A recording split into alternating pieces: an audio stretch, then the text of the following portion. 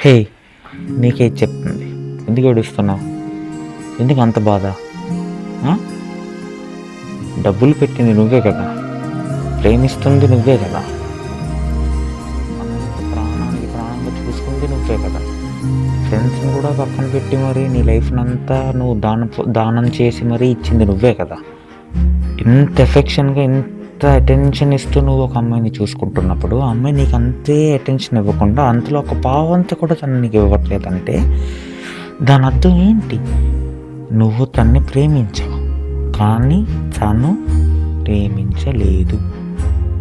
అరే! తను వద్దురా నీ ఫ్రెండ్స్ నీకు ఎన్నిసార్లు చెప్పుంటారు. నీ వెల్ విషర్స్ ఎన్నిసార్లు నీకు చెప్పుంటారు. వినలేదు నువ్వెవరి మాట. అయినప్పటికీ ఇంత నువ్వు బాధపడుతున్నావు. నువ్వే మొత్తం ఇచ్చావు. నువ్వే మొత్తం చేసావు. ఇంత చేసి ఫీల్ అవుతే తను ఫీల్ అవ్వాలి కదా! నీలాంటి ఒక జెమ్ ఆఫ్ ఎ పర్సన్ వదులుకున్నందుకు నువ్వెందుకు బాధపడుతున్నావు? రేపటి నుంచి బాధపడకు. ఇది చెప్పడం నాకు సులభమే, నీకు కష్టమే. కానీ ఇప్పుడు కాదు, తర్వాత బాధపడు. ఎందుకంటే ఇప్పుడు నువ్వు ఇదే నీ గ్రోత్ ఫేజ్. ఈ ఫేజ్‌లో తను ఇప్పుడు హ్యాపీగా ఉన్నది. తర్వాత తను పెళ్లి చేసుకొని వెళ్ళిపోతుంది ఎక్కడికో.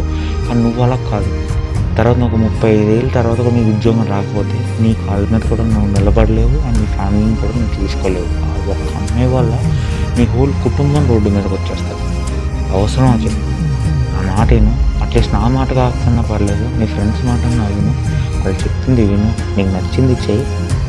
నీకు ఎక్కడ హ్యాపీగా ఉంటే అక్కడ ఉండు. నువ్వు హ్యాపీ, అందరూ హ్యాపీ, నేను హ్యాపీ. ఓకే, ఇది కానీ కనెక్టింగ్ అనిపిస్తే లైక్ చేయి. అండ్ నీ ఫ్రెండ్ ఇలాంటి పొజిషన్ షేర్ చేయి.